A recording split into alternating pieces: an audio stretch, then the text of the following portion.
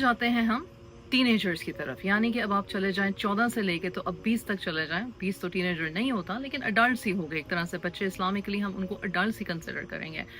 Again वो बच्चे secluded रहना पसंद करते हैं, उनका ज़्यादातर फोकस अपनी ज़ात होता है। उनके लिए ये ज़रूरी है जानना वो कहाँ पढ़ेंगे, वो कहाँ कौन सा करियर अपनाएंगे, वो दुनिया के कौन से खत्ते में जाके रहेंगे, उनका घर कैसा होगा, उनकी गाड़ी कैसी होनी चाहिए, उनको कैसा शौहर या कैसी बीवी होनी चाहिए। उनके ख्वाब होते हैं और एक उमंग होती है और कुछ करने का जज्बा होता है।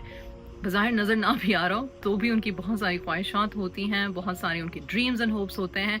क्या ये सब प्रैक्टिकल होता है? नहीं, not necessarily, but again youth की यही तो खूबसूरत बात है कि कैसे होगा से ज़्यादा ये होना चाहिए पे यकीन रखते हैं और फिर उसके लिए मेहनत और कोशिश करते हैं। ऑफ कोर्स जो वो चाह रहे होते हैं वो तैयब हो उनकी ज़िंदगी के लिए और उसके मीन्स हलाल हो, ये ज़रूरी होता है।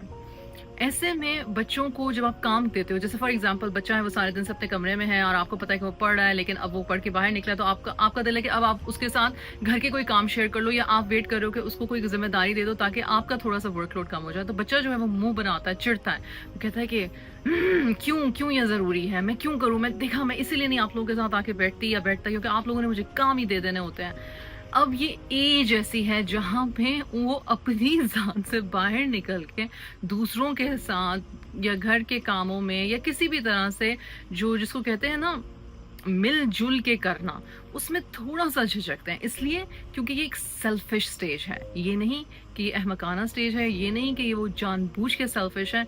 It's just a phase they are in.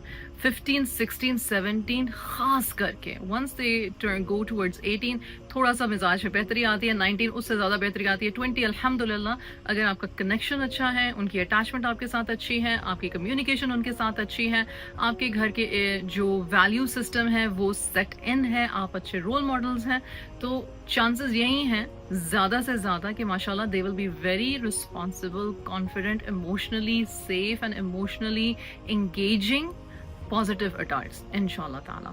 I hope ये सुनने वालों के काम आएंगी ये बातें। जज़ाकल्लाहु खैर। अस्सलामु अलैकुम वरहमतुल्लाहि वबरकातुहू। इरम बिन सफ़िया के चैनल पे एजुकेशनल वीडियोस और कॉन्सेप्ट्स को सीखते रहने के लिए मेरे चैनल को सब्सक्राइब करें। शुक्रिया।